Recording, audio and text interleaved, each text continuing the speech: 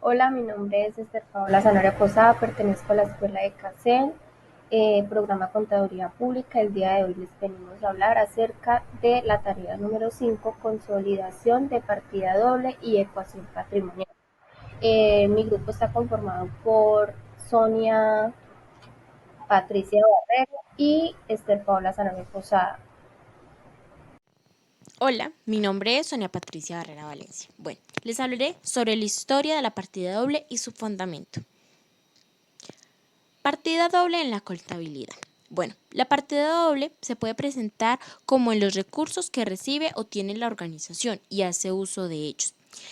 En recursos se entiende que si un ente económico se le aumenta el pasivo y el capital, los cuales aumenta el activo, o por lo contrario también se pueden utilizar para la disminución del activo o capital. Las reglas de la partida doble son las siguientes. A todo aumento del activo corresponde un aumento del pasivo, un aumento en el capital y una disminución del activo mismo. A toda disminución del pasivo corresponde una disminución de activo, un aumento de capital y un aumento del pasivo mismo. A toda disminución de capital corresponde una disminución de activo, un aumento de pasivo o un aumento del capital mismo. Tomado de Moreno F. y Joaquín A. 2014, Contabilidad Básica. Bueno, ¿qué es la partida doble? Bueno, la partida doble se le denomina al movimiento contable que está formado por dos cuentas, representando al deudor y acreedor, una por debe y otra por haber, denominado asiento doble, requiriendo un doble registro para mantener un equilibrio después de cada transacción. Es el conocimiento que utiliza la contabilidad para registrar todas las actividades u operaciones generadas por la producción de una entidad, siendo así que en la parte técnica la suma de los cargos debe ser igual a de los abonos. Se entiende que si no hay un deudor ni un acreedor, pues no hay un movimiento de partida doble. ¿Qué es la cuenta T? La cuenta T es la representación gráfica de un registro contable, siendo una forma muy utilizada. Además, hace cumplir el principio de la partida doble, consistiendo en contabilizar una cuenta que entrega y otra la que recibe, llamada coloquialmente la cuenta T. Para anotar, esta se requiere el nombre de la cuenta y el código. La partida doble. Reglas de la partida doble. No puede haber un movimiento que solo afecte cuentas de una misma naturaleza. Si una cuenta se afecta en su lado positivo, la otra se debe afectar en su lado negativo. Quien recibe es deudor y quien entrega es acreedor. Lo que se tiene se debe. No hay deudor sin acreedor, ni creedor sin deudor. Los recursos no surgen por sí solos, debe proceder en algún lado. Todo valor que entra debe ser igual al valor que sale. Es la base del equilibrio de la ecuación patrimonial. Todo valor que entra en una cuenta debe salir de la misma cuenta. Una cuenta así como se crea se debe también eliminar de la misma forma. Si él aumenta los activos en débitos, el crédito disminuye el activo. Si aumenta el pasivo, si disminuye el pasivo en débitos, aumenta el pasivo en crédito. Si disminuye el patrimonio en débito, aumenta el patrimonio en créditos. Esto permite conservar el equilibrio que también profesa la ecuación patrimonial. Si los débitos representan lo que se tiene, los créditos representan lo que se debe. Entonces, un ejemplo de la partida doble. Cada registro contable es un ejemplo de partida doble. Cada sujeto involucrado en un negocio debe hacer su propio registro en el que también afectará a dos cuentas como mínimo. Supongamos que compramos una mercancía por valor de 100 unidades monetarias. El registro sería el siguiente. Vamos a tomar la cuenta de inventarios y bancos. En inventarios el débito tenemos 100 y en bancos, en crédito, tendríamos los otros 100. El inventario ingresados en una mercancía por valor de 100 y a la vez sacamos 100 del banco para pagar en mercancías y solo pagáramos la mitad es 50. El registro contable sería el siguiente. Vamos a tomar las cuentas de inventarios, bancos y proveedores. Entonces, bancos y proveedores llevaríamos los 50 en crédito y los inventarios 100 en débito, que tenía un total de sumas iguales. La partida doble. Previa a la partida doble apareció la partida simple, la cual carecía de fundamento científico para cumplir con el objeto y fines de la contabilidad. La partida doble surgió a principios del siglo XIV, según consta en algunos registros comerciales aparecidos en pergaminos encontrados en Milán, Italia. Sin embargo, fue Fray Lucas, monje franciscano, quien puntualizó y divulgó los procedimientos contables en base de la partida doble, lo cual tiene un carácter de universalidad, teniendo como pilares del Ecuaciones patrimoniales. ¿Qué es la ecuación patrimonial? Es la comparación que se hace entre lo que una organización o empresa tiene o lo que debe, permitiendo hallar una proporción en la que se financien los activos de la empresa. Es una ecuación de 3 variables y conociendo 2 se puede hallar la tercera variable. Es una ecuación patrimonial de una igualdad.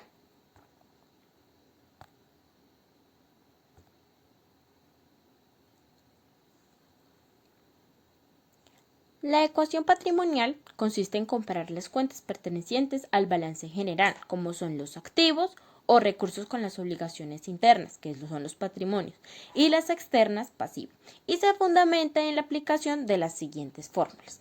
El activo es igual al pasivo más patrimonio. Pasivo es igual a activo menos patrimonio. Y patrimonio es igual a activo menos pasivo. Bueno, un ejemplo de la ecuación patrimonial puede ser la siguiente. La empresa de la doctora Andrea presenta la siguiente información. Posee en materias primas 15 millones de pesos, en equipos de computación 3.600.000. Debe pagar a proveedores 2.580.000 y préstamos bancarios por 4.500.000. Y en su cuenta corriente contiene 8 millones de pesos. ¿Cuál es el patrimonio de la empresa Andrea? Bueno, como podemos ver, acá podemos aplicar la fórmula de patrimonio igual a activo menos pasivo. Listo. Los activos son materias primas, 15 millones de pesos. En computación, 3.600.000. Banco, 8 millones de pesos. Y esto da como un total de 26.600.000.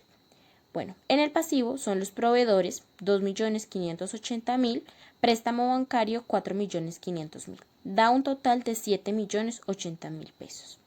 Entonces, el total de esto sería, patrimonio es igual a 26 millones de pesos 600.000, 7.080.000, y el patrimonio da igual a 19.520.000. Si no se cumple un equilibrio o una comparación correcta de la ecuación patrimonial. Bueno, cuando la suma de los activos no es igual a la suma de pasivo y patrimonio, o mejor, cuando es la suma de pasivo y patrimonio es superior a la suma de los activos. Esto significa que el equilibrio está roto, no es más que otra cosa que la empresa está quebrada. Por eso es tan importante llevar un equilibrio bien correcto. Ahora, si la suma de pasivo y patrimonio resulta inferior a la suma de los activos, significa que se nos ha olvidado la aritmética básica y hemos incurrido un error en el cálculo. Activo, pasivo y patrimonio.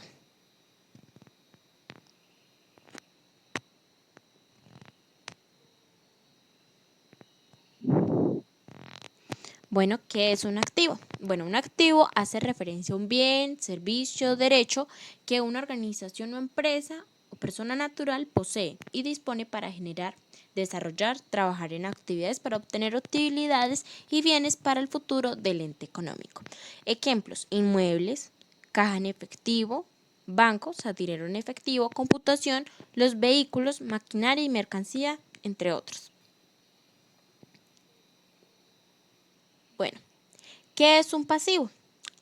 Un pasivo hace referencia a las deudas, obligaciones y compromiso que adquiere un ente económico para poder proporcionar bienes y servicios a la organización. Ejemplo: acreedores, proveedores, documentos a pagar, valores diferenciados a pagar, o sea, el debe.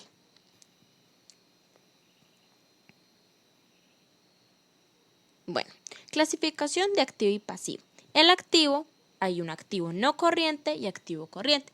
Y en el pasivo, pasivo no corriente y pasivo corriente. Bueno, en el pasivo no corriente tenemos pasivos por impuesto de inferido, inmovilizado intangible, inversiones inmobiliarias, inversiones financieras a largo plazo, inversiones en empresas del grupo y asociadas a largo plazo.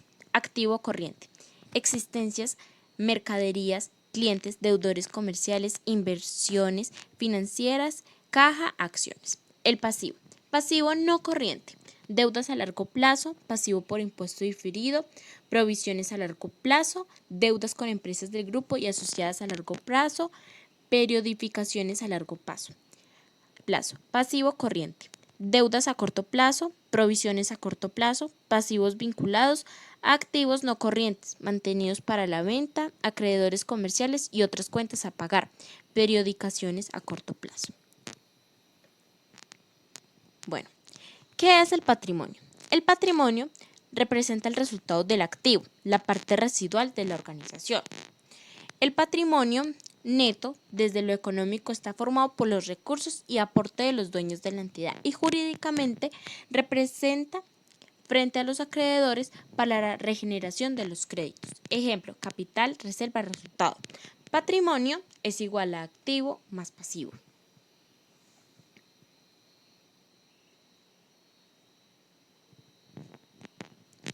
Bueno, el patrimonio neto contable son los fondos propios, ajustes de valor, subvenciones. Patrimonio neto mercantil, el patrimonio neto contable, más o menos ajustes.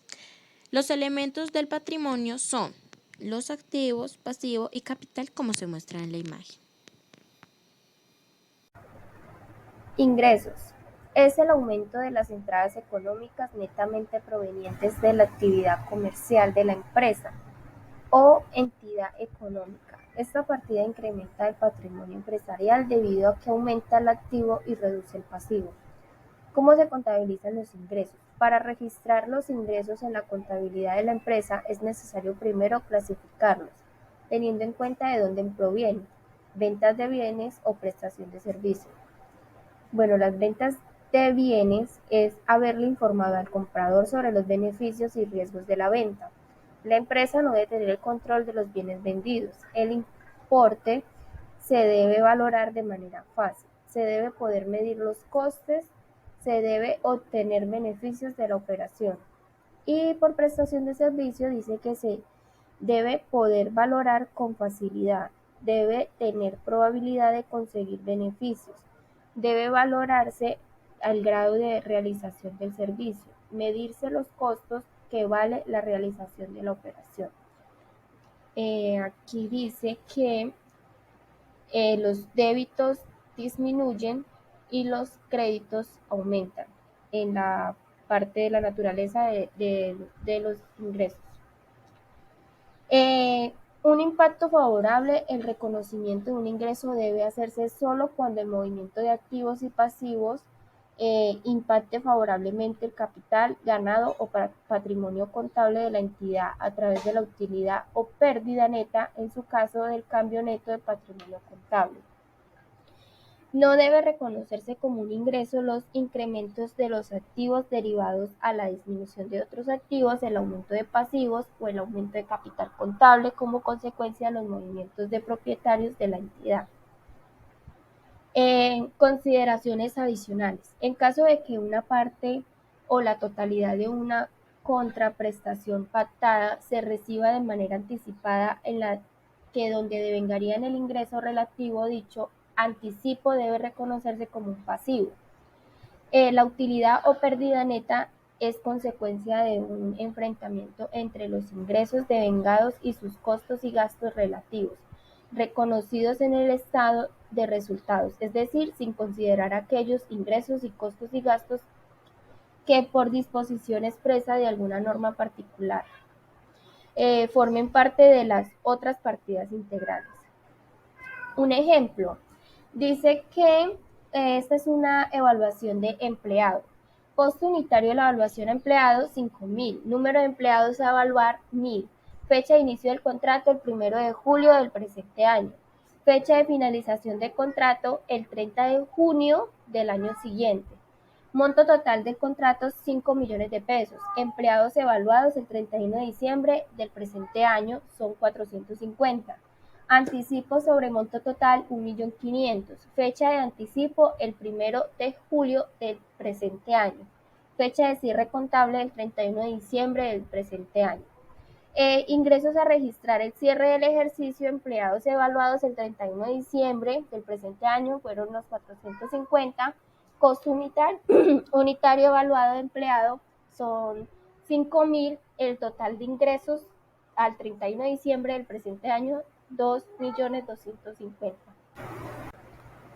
Bueno, los gastos en una empresa son necesarios para facilitar su operación y producir bienes y servicios. Por ejemplo, el pago de renta, luz, agua, publicidad, materias primas, nómina, transporte, almacenaje, empaquetado, maquinaria e intereses.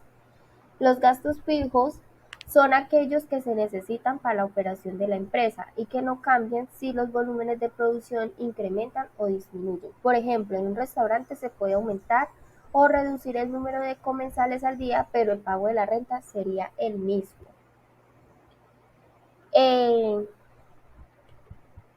Los gastos variables dependen del volumen de los productos o servicios de una empresa. Estos cambian de acuerdo a la actividad cotidiana. Por ejemplo, si en una empresa la manufactura quiere incrementar su producción, tendrá que conseguir más materias primas, por lo que la inversión requerida aumentará.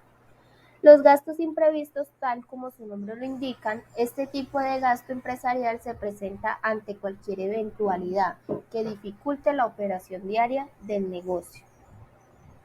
Los principales tipos de gastos en una empresa existen los administrativos, que son los esenciales para el correcto funcionamiento y la organización de la empresa. Los de producción ayudan a la fabricación de productos, materia prima, maquinaria, suministros e insumos. Los financieros, relacionados con la actividad económica, obligaciones fiscales, financiamientos, comisiones bancarias y préstamos o créditos. De ventas, permiten optimizar los procesos comerciales, relaciones públicas y publicidad. De distribución, facilita la entrega de productos desde la reconexión hasta la llegada del consumidor final, el almacenaje, logística, transporte o combustible.